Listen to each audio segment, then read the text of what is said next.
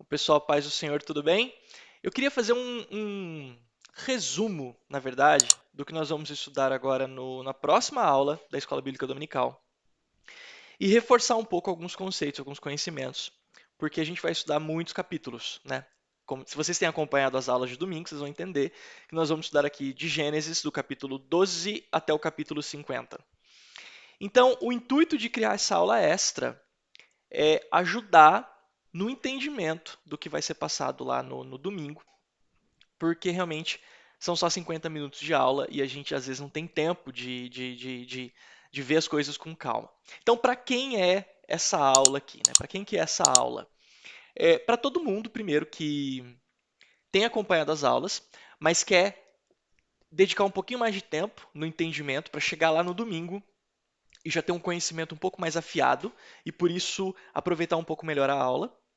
Também são para pessoas que, por algum motivo, não conseguiram participar das aulas, ou tem gente que, por exemplo, nem consegue ir no domingo de manhã para a igreja. Então, o intuito é atender também essas pessoas. A gente não sabe se a gente vai conseguir fazer essas aulas sempre, e vai depender também do engajamento de vocês, né? Se vocês gostaram desse tipo de abordagem, desse tipo de conteúdo sendo disponibilizado dessa forma, então vocês nos avisem, porque daí a gente também continua, ok? Bom, então, nós estamos estudando o livro de Gênesis, correto?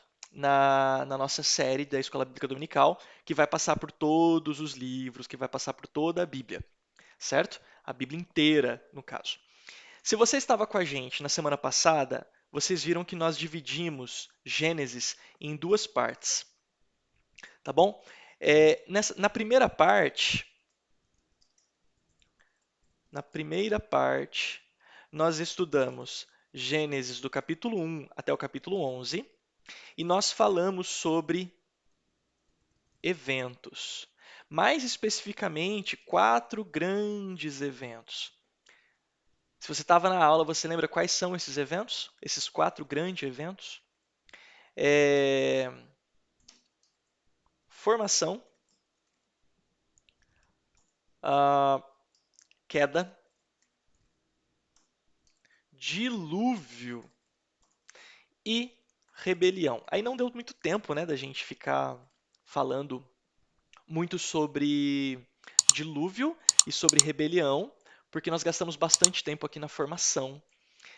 Nem tanto na queda, foi mais na formação mesmo que a gente gastou bastante tempo. Mas enfim, a primeira parte de Gênesis, que é do capítulo 1 até o capítulo 11, falamos sobre 4 grandes eventos. Essa foi a primeira aula, porque a aula de Gênesis vai ser dividida em duas. No domingo agora, nós vamos para a segunda parte. Vamos falar Gênesis do capítulo 12 até o capítulo 50. E vamos falar sobre pessoas. Então, falaremos sobre 4 grandes pessoas. Quem são essas 4 grandes pessoas? E qual que é o intuito dessa aula aqui, dessa aula extra, né, essa aula bônus? Aqui a gente tem um conteúdo pesado, temos um conteúdo denso. Então, apesar de, olha que interessante, aqui nós cobrimos mais ou menos 1.500 anos de Bíblia. Aqui nós cobrimos mais ou menos 300 anos de Bíblia. Curioso isso. E mesmo assim, esse conteúdo aqui, ele é mais pesado do que esse aqui. Olha que interessante. Deus ele gastou 2 capítulos para falar sobre a formação da Terra. Ele, no entanto, gasta 14 capítulos para falar, por exemplo, somente sobre Abraão, que é uma das pessoas que nós vamos estudar aqui. Tá? Por que isso é interessante? Porque isso denota um pouco do caráter de Deus, né? Que é o que nós falamos também na outra aula, o caráter de Deus. Deus ele está mais interessado nas pessoas do que nos eventos. E a gente vê isso claramente através da Bíblia. Olha que interessante. Obviamente, esse interesse é por conta do próprio plano salvífico dele. Então, nós temos aqui 14 capítulos para falar sobre Abraão. Depois nós vamos ter mais outras pessoas. Nós vamos falar sobre 4 pessoas. Então, 4 grandes pessoas. Abraão, logo depois de Abraão, Isaac, depois de Isaac, Jacó, depois de Jacó, José. Então, essas são as 4 pessoas que nós vamos falar aqui nesses capítulos do 12 ao capítulo 50. E por que que isso aqui é tão importante? Porque essas pessoas aqui, elas são o fundamento do nosso povo, digamos assim, né? Se aqui Deus cria o universo, ele cria o universo e ele expõe, né, para nós através da palavra como que foi o processo da queda, do dilúvio e como nós formamos o nosso próprio governo aqui na Terra através da Torre de Babel, por exemplo. Aqui é o início da nossa história. Então é aqui que ele faz uma promessa para Abraão. E todo o povo de Israel vai começando através dessas 4 pessoas aqui. Então essas 4 pessoas aqui, eu diria que no Antigo Testamento, têm um papel fundamental para nós entendermos o plano de salvação, para nós entendermos o plano salvífico. Não tem como você entender o plano de salvação sem você ignorar isso aqui, porque nós, aqui no Brasil, nós só estamos aqui hoje por conta dessas 4 pessoas aqui. E é muito interessante a gente entender isso, porque Deus faz uma promessa para esse cara aqui, e aí essa promessa ela vai passando de pai para filho, e vai passando de tribo para tribo, vai passando de pessoa para pessoa, de personalidade para personalidade, de reino para reino, até chegar onde nós estamos hoje. Até constituir, porque hoje nós fazemos parte do povo de Deus. E o povo de Deus, ele começou aqui com Abraão. Então, por isso que é tão importante nós entendermos essas 4 personalidades aqui. Então, legal, nós temos aqui 4 pessoas para nós estudarmos. Abraão, Isaac, Jacó e José. E, obviamente, a gente vai começar por Abraão. Eu fiz uma separação de capítulo para facilitar o nosso entendimento. Então, eu peguei alguns capítulos que são mais importantes para o nosso contexto aqui e vou elencar alguns desses capítulos aqui. A gente começa lá em Gênesis 12 com o chamado de Abraão. Então, aqui em Gênesis 12, a gente tem Deus chamando Abraão. Mas quem é Abraão? Abraão é um cara de 75 anos com uma esposa infértil.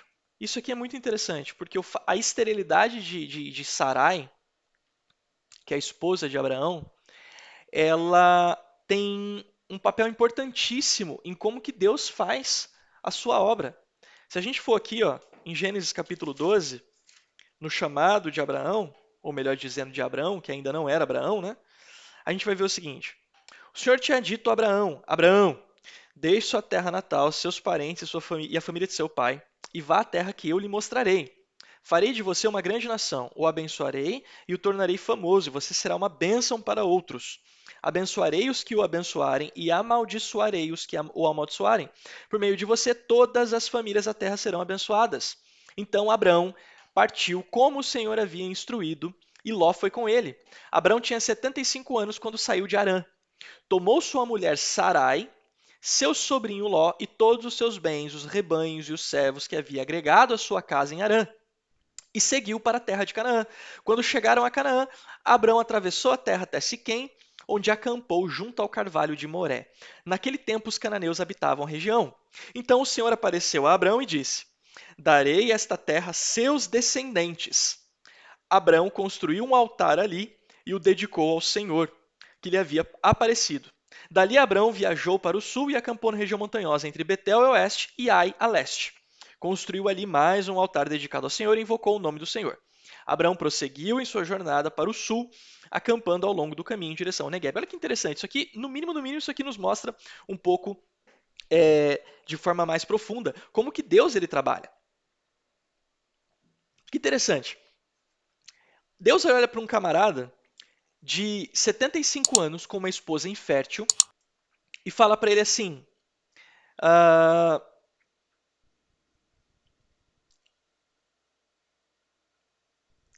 darei esta terra a seus descendentes. Isso é muito interessante porque o cara já é de idade e ele tem uma esposa infértil. Então, assim, no mínimo Abraão olhou para ele naquele momento e deve ter pensado assim: cara, o que Deus está querendo dizer com isso? Porque eu não tenho descendente, eu não tenho nada, minha esposa é infértil. Então, para onde que essa promessa vai chegar?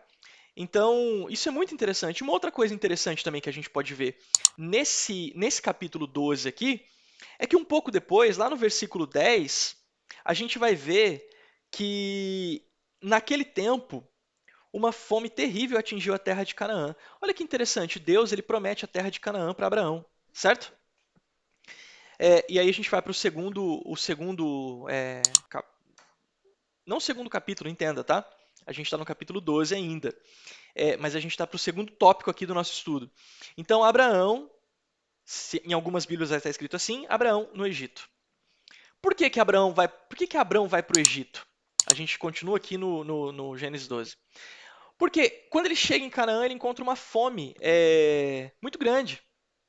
E ele é forçado a ir para o Egito. Agora, olha que interessante isso aqui. Deus ele promete um negócio para Abraão, Abraão chega lá e encontra fome. Vocês não acham que de repente Abraão olhou para Deus e falou assim: Cara, tem uma coisa errada aqui. Será que eu peguei as coordenadas erradas do GPS? Eu cheguei na terra errada? Eu estou no lugar errado? O que está acontecendo? Com isso aqui, a gente aprende uma grande lição. Quando a gente vai para academia, né? Pastor Hildo aí na academia, Pastor Ricardo na academia, Pastor Renan na academia, todo mundo na academia, né? Para que um músculo ele cresça, ele precisa ser, é, ele precisa encontrar oposição, ele precisa encontrar confronto. Senão o músculo não cresce. Se você só ficar puxando o peso que não está machucando o seu músculo, aquele músculo nunca vai crescer.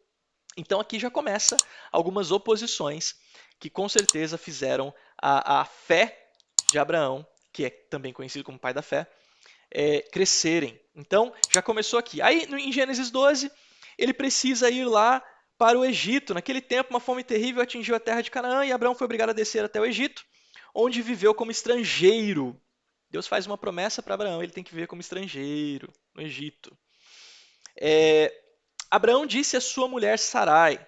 Aqui começa uma presepada gigantesca de Abraão, né? Convenhamos que isso aqui, na minha opinião, é uma das ideias mais sem pé nem cabeça que qualquer personagem bíblico podia ter. Qualquer personagem bíblico. A gente pode rodar a Bíblia de cabo a rabo. E a única pessoa que vai ter uma outra ideia parecida com essa é Isaac, filho de Abraão, que praticamente tenta fazer a mesma coisa. Mas olha que ideia sem pé nem cabeça. Abraão ele percebe que ele tem uma esposa muito bonita, que Sarai é muito bonita. Então quando ele chega no Egito, ele fala assim: Você é muito bonita. Quando os egípcios a virem, dirão: É mulher dele, vamos matá-lo para ficarmos com ela. Diga, portanto, que é minha irmã. Eles pouparão a minha vida e por sua causa me tratarão bem. Cara, isso aqui dá um rolo do caramba, porque o faraó acaba se deitando com Sarai, ao que nós entendemos. E aí Deus castiga o faraó. Por quê? Porque, obviamente, Sarai é uma mulher casada. E aí ele chama Abraão, fala assim, você mentiu para mim, você falou que era sua irmã, na verdade é sua esposa, e agora Deus está me castigando. Enfim, Deus precisa fazer um rolo lá para corrigir essa presepada de Abraão. E aí Deus resolve o problema e dispensa eles, e a história continua. Mas assim, ideia de jirico, isso aqui não faz o menor sentido. E aí a gente caminha para um outro subtema que é a desavença de Abraão e Ló. Lembra que quando ele saiu da sua casa, da sua parentela, ele saiu junto com um sobrinho chamado Ló. Isso aqui está em Gênesis 13, tá? Ele saiu com um sobrinho chamado Ló. O que acontece? Esses caras eles começam a prosperar. Então, tanto Abraão quanto Ló, eles têm bens, eles têm funcionários, eles têm animais, eles prosperam.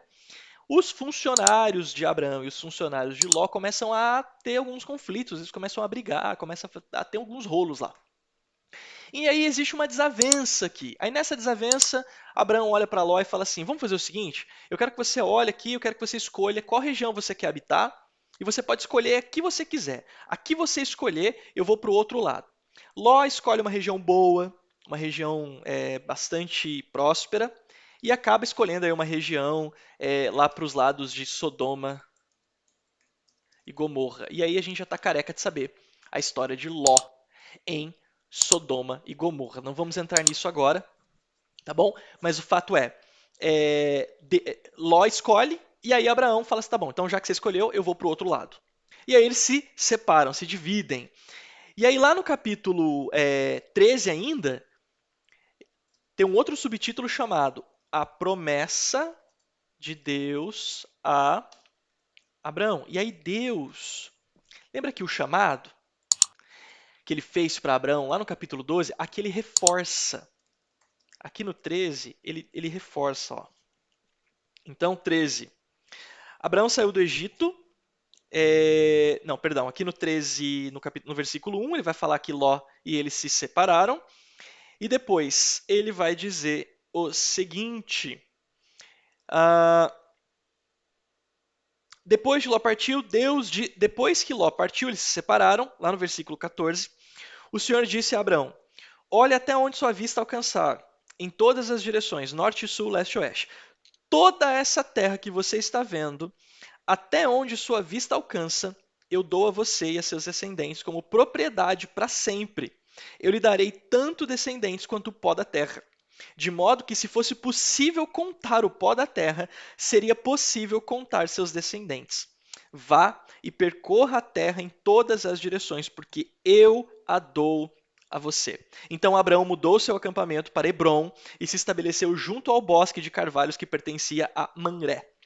Ali construiu mais um altar ao Senhor. O que me chama mais atenção aqui é a maneira como Deus ele é explícito com Abraão. Deus ele não está falando em parábolas, ele não está usando figuras de linguagem, ele não está usando sinais. Deus ele está indo lá e está falando assim, tá vendo isso aqui?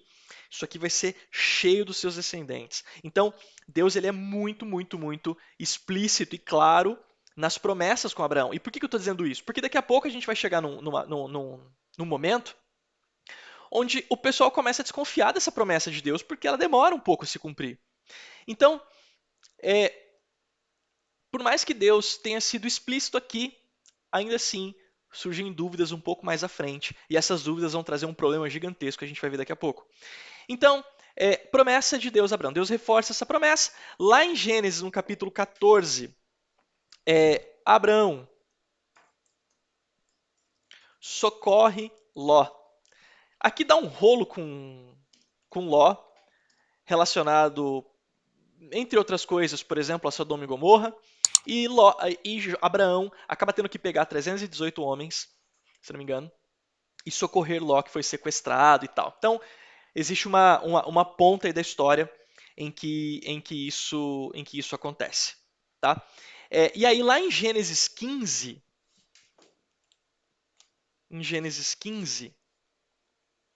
a palavra diz o seguinte: algum tempo depois, o Senhor falou a Abrão em uma visão. Ele disse: não tenha medo, Abrão, pois eu serei o seu escudo e sua recompensa será grande. Abrão, porém, respondeu: ó Senhor soberano. Olha aqui que interessante e que perigoso essa frase aqui de Abrão. De que me adiantam todas as tuas bênçãos se eu nem mesmo tenho um filho? Uma vez que não me destes filhos, Eliezer de Damasco, serve em minha casa, herdará toda a minha riqueza. Não me deste nenhum descendente próprio, e por isso um dos meus servos será meu herdeiro. O Senhor lhe disse: não, não será esse o seu herdeiro. Você terá o seu próprio filho, e ele será o seu herdeiro. Em seguida levou Abraão para fora e lhe disse: olhe para o céu. E essa aqui é particularmente muito bonita, essa passagem. Olhe para o céu, conte as estrelas, se for capaz. Este é o número de descendentes que você terá. Abraão creu no Senhor e assim foi considerado justo. Então o Senhor lhe disse: eu sou o Senhor que o tirei de Ur dos Caldeus para lhe dar essa terra como posse. Abraão perguntou: ó Senhor soberano, como posso ter certeza? Abraão está forçando a amizade aqui, né?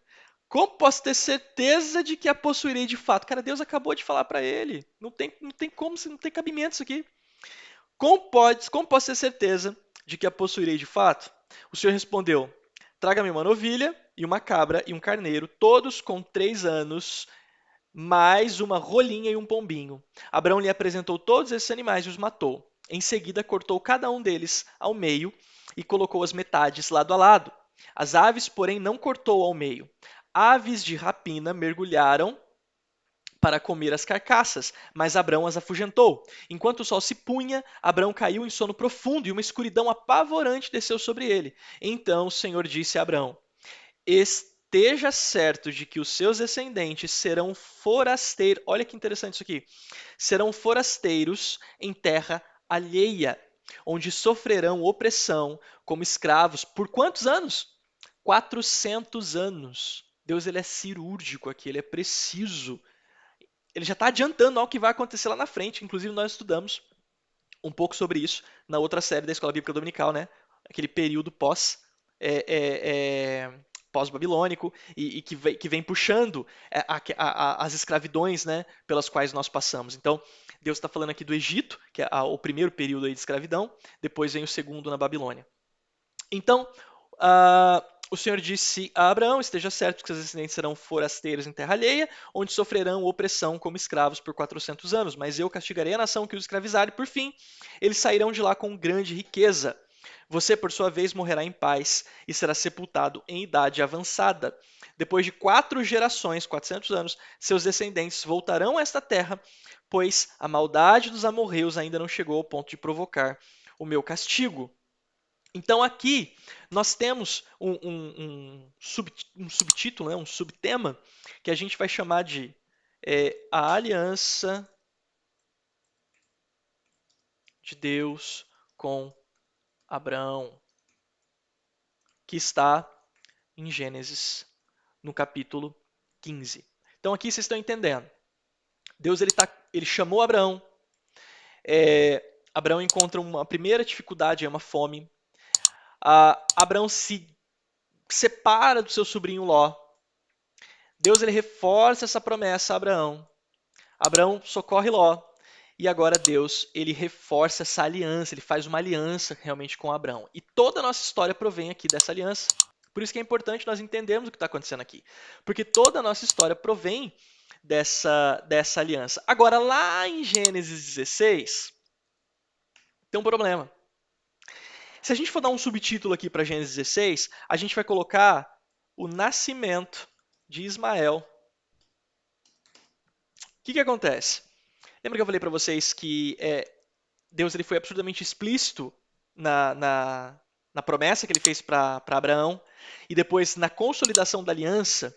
Mesmo assim, no capítulo 16, a gente vê que algumas coisas bastante humanas, bastante carnais aconteceram aqui. Então, por exemplo, a Sarai, ela estava já com uma idade avançada. Então ela começou a questionar os planos de Deus, dizendo para Abraão assim: olha, eu já sou muito velha, você é muito velho, essa promessa de Deus aqui não vai dar certo. O que ela quis dizer aqui nas entrelinhas foi: eu acho que Deus prometeu algo para você que ele talvez não tenha capacidade de cumprir. Porque acho que quando Deus fez a promessa para você, Deus se esqueceu que você já estava quase morrendo e que eu já era velha. Então, eu vou ter que fazer alguma coisa humana para fazer com que essa promessa aconteça, porque afinal de contas Deus precisa da minha ajuda, né? Estou sendo irônico, obviamente. Então Sarai, ela propõe que Agar, eu acho que é com H, que é a sua serva, ela tenha filhos com Abraão,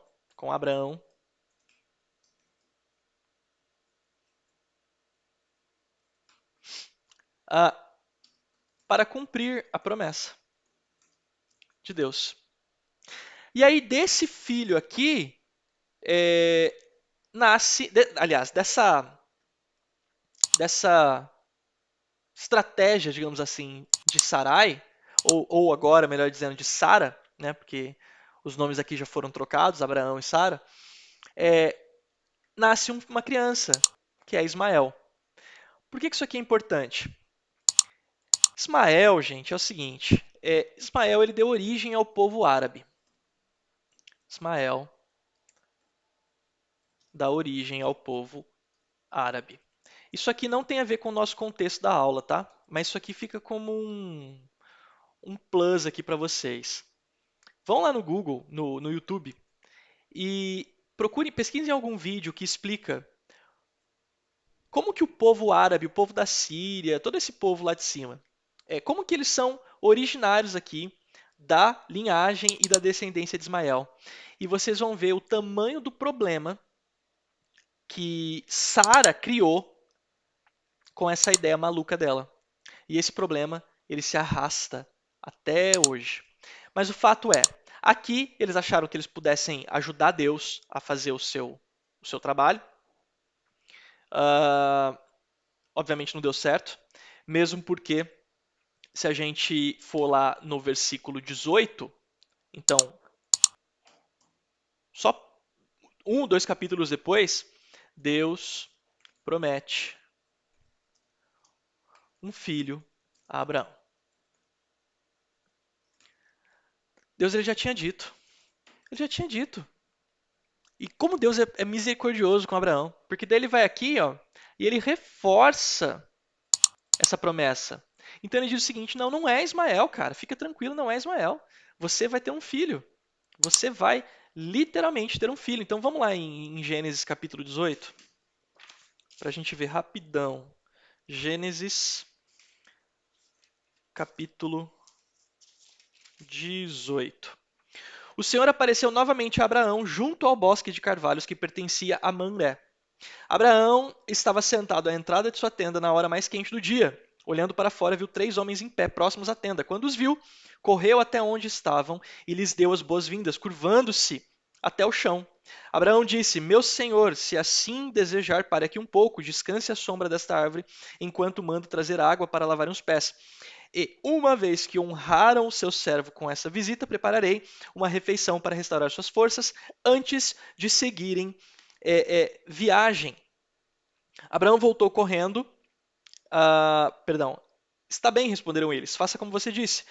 Abraão voltou correndo para sua tenda e disse a Sara: Rápido, pegue 3 medidas da melhor farinha, amasse-a e faça alguns pães. Em seguida, Abraão correu ao rebanho, escolheu um novilho tenro e o entregou a seu servo, que o preparou rapidamente. Quando a comida estava pronta, Abraão pegou uma coalhada, leite e carne assada e os serviu aos visitantes. Enquanto comiam, Abraão permaneceu à disposição deles e à sombra das árvores. Onde está Sara, sua mulher? Perguntaram os visitantes. Está dentro da tenda, respondeu Abraão. Então um deles disse: Voltarei a visitar você por esta época, no ano que vem, e sua mulher, Sara, terá um filho. Sara estava ouvindo essa conversa de dentro da tenda. Abraão e Sara já eram bem velhos, e Sara tinha passado havia muito tempo da idade de ter filhos. Por isso riu consigo e disse: Como poderia uma mulher da minha idade ter esse prazer, ainda mais quando seu senhor, aliás, meu marido, também já é idoso? Então o Senhor disse a Abraão: Por que Sara riu? Por que disse: Pode uma mulher da minha idade ter um filho? Existe alguma coisa difícil demais para o Senhor? Voltarei por esta época no ano que vem, e Sara terá um filho. Sara teve medo e por isso mentiu. Eu não ri. Mas ele disse: Na verdade, você riu. Então aqui é uma promessa, mais uma promessa clara de Deus para Abraão, de que ele teria um filho, ou seja, o descendente que vai cumprir essa promessa que Deus faz para ele, não é Ismael, mas sim o nosso próximo personagem aqui. E esse nosso próximo personagem aqui vai figurar no próximo subtítulo aqui, que seria o nascimento de Isaac. Então, o nascimento de Isaac acontece em Gênesis capítulo 21. Então, lá em Gênesis, no capítulo 21, e obviamente a gente está pulando algumas partes, tá? A gente não está falando tudo que tem em Gênesis, gente. O Senhor agiu em favor de Sara e cumpriu o que ele havia prometido. Ela engravidou e deu à luz a um filho para Abraão na velhice. Exatamente no tempo indicado por Deus, Abraão deu o nome de Isaac ao filho que Sara lhe deu. Enfim, Deus então, ele cumpre essa promessa. E aí, um pouco depois, no versículo 8, Abraão expulsa Agar e Ismael. Acontece aqui algumas coisas, nós não vamos entrar, mas Abraão acaba expulsando então Agar e Ismael. Deus faz uma promessa para Agar, dizendo que o filho dela também vai ser, digamos assim, progenitor de uma grande multidão. Mas enfim, em contextos completamente diferentes. E aí, lá em Gênesis, no capítulo 22, Deus ele prova Abraão. Então, Gênesis capítulo 22, Deus prova Abraão. Como que Deus prova Abraão? Todo mundo já sabe, né? Todo mundo está careca de saber. Deus ele pede para Abraão sacrificar o seu Isaque. Deus pede que Abraão sacrifique o seu Isaque. Isso aqui é fruto de inúmeras pregações e inúmeras mensagens, né, que faz a gente até criar o seguinte jargão, né? Esse Deus pediu o seu Isaac. O que significa isso? Algo que você quis muito, né? Você pediu muito para Deus. De repente, uma promessa de Deus para sua vida, e Deus cumpre essa promessa, Deus te dá essa promessa, e um belo dia parece que alguém olha para você e fala: e se Deus pedir o seu Isaac de volta? Ou seja, se Deus pedir aquilo de volta, aquilo que ele te deu, o que você vai fazer? Abraão, sem pestanejar, subiu o monte com Isaac para sacrificá-lo. E só foi impedido por um anjo quando ele passou, digamos assim, na prova a qual Deus ele submeteu a Abraão. Ok? Então, depois dessa prova de Abraão com relação a Isaac, a gente entra aqui no capítulo 24, onde o subtítulo será Uma esposa para Isaac. Aí aqui em Gênesis 24, a gente já sai um pouco da temática de Abraão e a gente já entra mais em Isaac. Então nós temos que falar sobre 4 grandes pessoas e essas 4 grandes pessoas elas estão todas relacionadas, tá? E fizemos aqui o papel, cumprimos aqui o papel de Abraão, né, estudar a importância de Abraão para o nosso contexto, e agora chegamos em Isaac, que é o seu filho, com Sara, filho da promessa. E em Gênesis capítulo 24, a gente vê a Bíblia explicando como que a esposa de Isaac é definida. Né? Como é o nome da esposa de Isaac? Esposa de Isaac é Rebeca. Casal modelo da Bíblia, né, gente? Todo mundo fala assim, você precisa encontrar a sua Rebeca, fala para os varões solteiros, e fala para as varoas solteiras, você precisa encontrar o seu Isaac. Então, é um casal modelo. A gente não vai se alongar muito nesse capítulo, a gente só está entendendo que aqui a trama já está caminhando já para o segundo personagem, que seria Isaac. Então, já vamos não vamos ficar muito presos aqui, já vamos para o próximo, que é Esaú, Esaú e Jacó. Esaú e Jacó, a gente vai ver isso aqui em Gênesis 25. Eu não vou me alongar em ficar lendo todos os versículos, porque senão a gente vai demorar muito tempo para terminar. Se você depois tiver tempo e tiver curiosidade, e eu aconselho que você tenha, você leia, então, Gênesis 25, tá? Lá no versículo 19 vai dizer, este é o relato da família de Isaac, filho de Abraão. Quando Isaac tinha 40 anos, casou-se com Rebeca, filha de Betuel. Isaac orou ao Senhor em favor de sua mulher, pois ela não podia ter filhos. O Senhor ouviu a oração de Isaac, Rebeca ficou grávida de gêmeos. Os 2 bebês lutavam um com o outro no ventre da mãe, de modo que ela consultou o Senhor a esse respeito. Por que isso está acontecendo comigo? Perguntou ela. O Senhor respondeu, os filhos em seu ventre se tornarão 2 nações. Desde o começo, eles serão rivais. Uma nação será mais forte que a outra, e seu filho mais velho servirá a seu filho mais novo. Quando chegou a hora de dar à luz, Rebeca descobriu que de fato eram gêmeos. O primeiro a nascer era ruivo e coberto de pelos, por isso o chamaram de Esaú.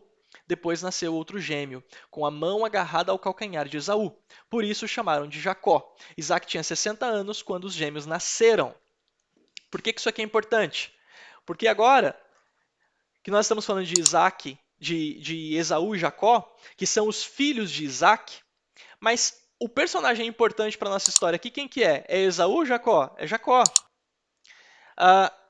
Porque a descendência está aqui em Jacó. E a gente vai entender isso por quê. Bom, Esaú era um cara peludo, vermelho, e tinha aí essa rixa com Jacó. E Jacó era um cara que ele tinha, ele tinha alguns problemas que foram sendo denotados ao longo dos capítulos. Lembra, aqui é o seguinte, eu gosto sempre de dizer o seguinte. Deus ele fez uma promessa para Abraão. Você vai ser pai de uma grande nação. Você pode olhar para as estrelas e contar a quantidade de seus descendentes. Essa promessa faz parte do nosso plano salvífico, ok? Só que daí Deus tem que manter essa promessa, obviamente, porque ele é Deus, ele não muda e ele é fiel às suas promessas. Para manter essa promessa, Deus ele precisa nos ajustar, ele precisa nos quebrar, muitas vezes ele precisa nos quebrantar, porque nós estamos sujeitos às promessas de Deus, não as promessas de Deus estão sujeitas ao nosso comportamento. Então, para que essa promessa pudesse chegar até aqui, Deus ele precisou consertar aqui o caráter de Jacó.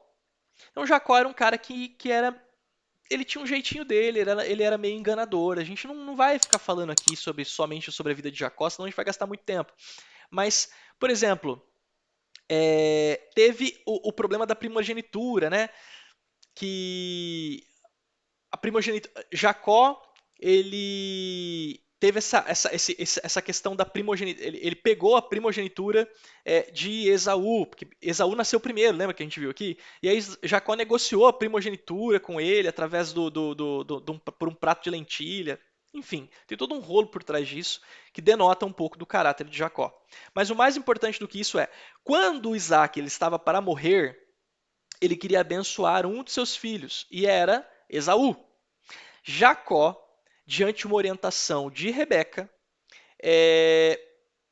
se transpassa por Esaú e vai até Jacó, que já não estava enxergando muito, vai até Isaac, que já não estava enxergando muito bem, se faz passar por Esaú, recebe aquela bênção. Quando você lê isso, você pode achar que isso não tem muita importância, porque afinal de contas ele só colocou a mão na cabeça dele e deu uma bênção final antes de morrer. Mas para o contexto bíblico, isso era sumariamente importante. Então, o fato de Jacó ter recebido a bênção no lugar de Esaú fez com que toda uma outra história tivesse que ser acoplada ali no plano salvífico. Então, Esaú obviamente não ficou feliz com isso. Jacó precisou fugir. Então, lá em Gênesis, no capítulo 27, o subtítulo é A Fuga de Jacó. E aí Jacó fugiu para não ser morto por Esaú, por exemplo. E aí começa aqui o tratamento de caráter de Jacó.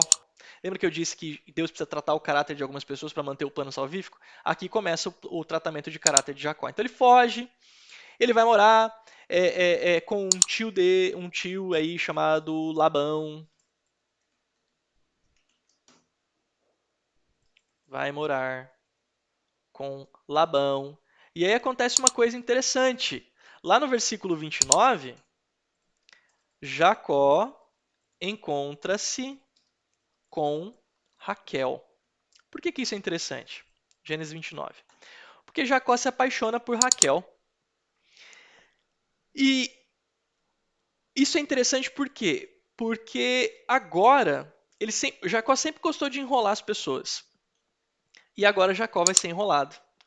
E Jacó ele é enrolado por Labão durante anos e anos e anos a fio. Porque ele quer se casar com Raquel. Mas Labão, ele não permite esse casamento. Ele demora anos para permitir esse casamento. Primeiro, Jacó se casa com Lia e vai tendo filhos e uma série de coisas.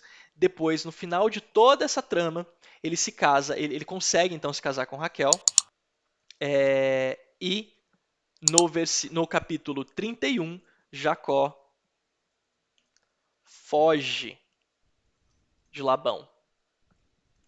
Então, o cara que sempre enganava todo mundo, agora ele foi enrolado.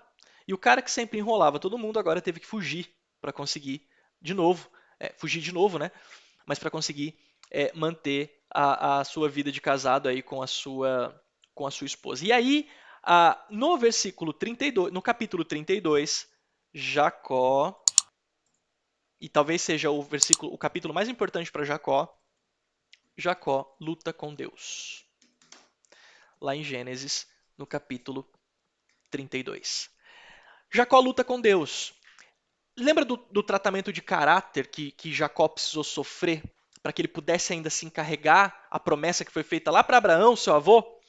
Aqui, nessa luta com Deus, que é uma luta bastante... É um trecho bastante poético, é um trecho que muita gente interpreta de formas diferentes, a gente não vai se apegar nisso agora. Fato é, nesse momento aqui, Deus, ele, digamos assim, ajusta verdadeiramente o caráter de Jacó. E ele ajusta de forma tão verdadeira que agora Jacó passa a ser chamado de Israel. Nome do meu filho. E aí, isso aqui, ó, toda essa história aqui, ela faz sentido agora. Por quê? Porque nós somos o povo de Israel, descendentes do povo de Israel. E o povo de Israel começou aqui, ó. Então, se você se pergunta, pô, mas de onde saiu o povo de Israel? Que o povo de Israel, o povo de Israel, o povo de Israel, o povo de Israel foi libertado, o povo de Israel foi liberto do Egito, o povo de Israel não sei o quê. É aqui, ó, desse cidadão chamado Jacó, que nesse momento, depois dessa correção de caráter por parte de Deus, não se chama mais Jacó, mas se chama então Israel. E aí, a gente vai desenrolando, tem alguns outros capítulos, mas a gente não precisa se fixar nesses outros capítulos. Depois, um pouco depois disso, Jacó, que agora se chama Israel, se encontra com Esaú. Lembra que ele fugiu de Esaú há muitos anos atrás? Então aqui no versículo 30, no capítulo 33 de Gênesis, ele se encontra novamente com Esaú. E aqui dá tudo certo, tudo bem, eles se perdoam, é muito bacana esse encontro, porque afinal de contas o caráter de Jacó já tinha sido consertado, agora ele não se chama mais Jacó, ele se chama Israel. E a história segue. A história segue para quem? Quem é o nosso último personagem aqui? José. José, ele é um dos filhos de Jacó. Com quem? Pergunta para vocês, hein? Com quem? Depois vocês respondem. José, então, se a gente for pegar os capítulos de José lá, a gente vai começar lá em Gênesis, no capítulo 37, onde José, os sonhos de José. José, ele tinha sonhos, ele conseguia interpretar sonhos. Aí vocês lembram que ele teve um sonho de que ele via todos os irmãos dele. Na verdade, ele interpretou o sonho dessa forma, né? Ele não via isso claramente, ele via como feixes, né? Feixes se prostrando em relação a ele, e obviamente isso era um prelúdio do futuro, onde os irmãos dele com certeza iriam se curvar diante dele, porque Deus já estava mostrando para ele o que iria acontecer alguns capítulos depois aqui de Gênesis. Mas os irmãos ficaram furiosos com ele por achar que, então a gente vai ter que se prostrar a você, então você vai ver o que a gente vai fazer com você. E aí, ainda no capítulo 37, José é vendido como escravo por seus irmãos. Eles inventam uma história de que José morreu atacado por uma fera. Jacó fica inconsolável, porque era, obviamente, o filho preferido, o filho predileto. Mas ele é então vendido como escravo, tá? E aí começa a história maravilhosa de José. E eu te encorajo a ler a história de José de forma isolada, porque a história de José é uma das histórias mais incríveis da Bíblia, uma das histórias mais poderosas da Bíblia. Começa aqui no capítulo 37, tá? Não vamos entrar com todos os detalhes na história de José. O que nós vamos dizer é, José ele é então vendido pelos seus irmãos. No capítulo 39, José, ele é assediado pela esposa de Potifar. Como assim assediado pela esposa de Potifar? Ele foi vendido como escravo. Eu sei, mas entre esse aqui e esse aqui, acontecem várias coisas que você precisa com calma pegar a sua Bíblia para entender. Mas aqui, ele já está servindo na casa de Potifar. Então, Deus já estava colocando... Lembra que Deus tinha... qual que é a promessa de Deus, gente? Fazer com que esse cara aqui seja pai de muitas nações. Se Deus permitisse com que esse cara morresse como escravo, vocês acham que a promessa ia ser cumprida? Não. Então Deus ele tem o seu meio de fazer com que a promessa aconteça. Então, apesar dos irmãos terem vendido José como escravo, Deus ele vai levantando José, dificuldade após dificuldade. Então, num primeiro momento ele é vendido como escravo, Deus ele levanta ele, e José já está servindo como copeiro aqui na casa de Potifar. E a esposa de Potifar calunia José, dizendo que foi assediada por ele. Olha que levante do inimigo, de Satanás. E José, ele não encostou o dedo nela. Só que aí nessa, ele acaba tendo um contratempo gigantesco na vida dele de novo. Mas nós vamos pular aqui para Gênesis 41, onde José interpreta o sonho do faraó. Então aqui, ó, José vai para a prisão. Passa anos na prisão. Anos na prisão. E aí, através do copeiro do rei, se eu não me engano, ele consegue chegar de volta ao faraó, na presença do faraó. Por quê? Porque corre-se a notícia de que ele sabe interpretar sonhos. Então, lá em Gênesis, no capítulo 41, José então interpreta o sonho de Faraó. E quando José interpreta o sonho de Faraó, ainda no capítulo 41, José se torna governador do Egito. Agora, isso aqui é interessante. Olha o que Deus teve que fazer. Deus precisou ajustar o caráter desse aqui, tá? Aí, esse aqui tinha um monte de irmão invejoso que vendeu ele como escravo. Deus precisou auxiliá-lo em todas essas coisas para que ele pudesse chegar aqui. Então, por conta dessa sagacidade dele, né, de interpretar sonhos, ele encanta Faraó e ele se torna governador do Egito. Aí a gente começou a perpetuar essa promessa que foi feita aqui para Abraão, tá? José está onde, gente? José está no Egito. E aí nos próximos capítulos, como por exemplo no capítulo 42, Gênesis 42, os irmãos de José no Egito. Uma fome assola toda a terra, é a região deles, e os irmãos de José acabam tendo que ir para o Egito atrás de comida. Quando eles chegam no Egito, quem que é o governador? José. Só que eles não reconhecem José. E José aproveita esse não reconhecimento para tratar um pouco também do coração deles, né? E aí, conforme os capítulos se desenrolam, e a gente vai, nós já estamos encerrando, porque senão está muito comprida a aula. Conforme os capítulos se desenrolam, a gente vai entender que o sonho dele lá atrás, ele se tornou realidade. Então os irmãos voltam lá, trazem toda a família para morar no Egito. José se revela como governador. O governador, na verdade, se revela, né? E aí eles vão olhar e vão falar assim: meu Deus, é nosso irmão José. E aí o sonho vira realidade, aquele sonho lá de trás, tá bom? E lá em Gênesis 47, isso aqui é importante, Jacó se estabelece no Egito. Quem que é Jacó? Israel. Jacó se estabelece no Egito. Isso aqui é interessante. E um pouco depois disso, em Gênesis 50, a gente tem um subtítulo chamado A Morte de José. Ó,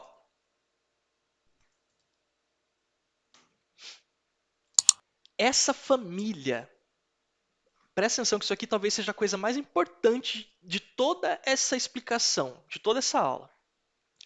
Essa família de Jacó, de Israel, que agora vem para o Egito sob governança de um governador, que é José, se estabelece no Egito e se multiplica loucamente no Egito.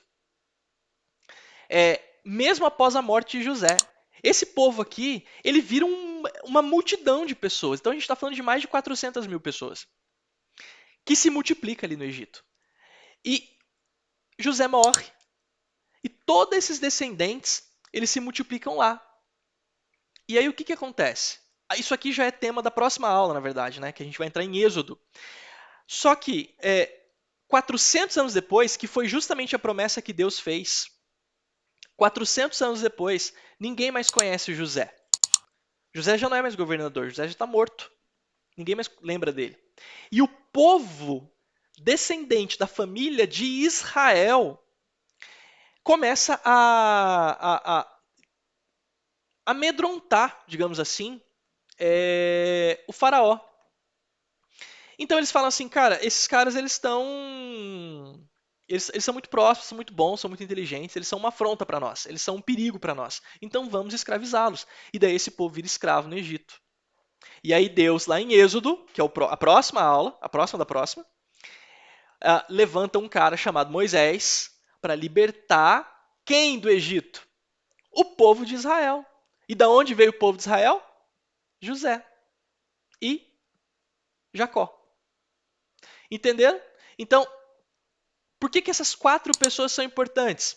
Porque esse povo de Israel, que depois em Êxodo vai ser liberto do Egito, 400 anos depois de toda essa trama aqui se desenrolar, é o povo que deu origem à nossa história. Então a gente tem, óbvio, não cobrimos aqui, mas aí tem cada filho de José, de Jacó, vai ser uma tribo, são 12 filhos, e aí você tem as tribos, e tem toda uma divisão aí dessas tribos. Não vamos falar sobre isso agora, não dá tempo. Mais importante é você entender. Primeiro, em Gênesis, tivemos 4 grandes eventos em Gênesis: a formação, a queda, o dilúvio e a rebelião. E depois tivemos 4 grandes pessoas em Gênesis: Abraão, que recebeu uma promessa de Deus; Isaac, seu filho; Jacó, filho dele, que também precisou ter um ajuste de caráter aí; e José, governador do Egito, para que toda essa promessa chegasse até nós hoje. Então, essa é a parte mais importante do porquê que isso aqui é interessante a gente saber e por que a gente precisa ter isso aqui na ponta da língua. Me perdoem pela aula extensa, era para ser uma aula de 15 minutos, mas não deu tempo. É bastante coisa, né? Por isso que é importante, de repente, você ter assistido isso aqui antes da aula da escola dominical de domingo, para você já chegar lá já antenado com aquilo que vai ser ensinado, porque nós basicamente vamos martelar em cima disso aqui também. Amém? Obrigado. E se você quer, isso aqui é importante, se você chegou aqui até o fim, se você foi guerreiro o suficiente para chegar aqui até o fim, e você quer continuar tendo conteúdos como esse, você precisa nos avisar. Porque dá trabalho fazer isso aqui, obviamente, toma tempo, e a gente precisa saber se vocês realmente vão utilizar isso aqui, se vocês vão assistir, se vocês vão ver, isso aqui vai ser realmente importante para vocês. Tá bom? Então, se vocês querem mais disso aqui, vocês nos avisem. Amém? Deus abençoe e fiquem com Deus.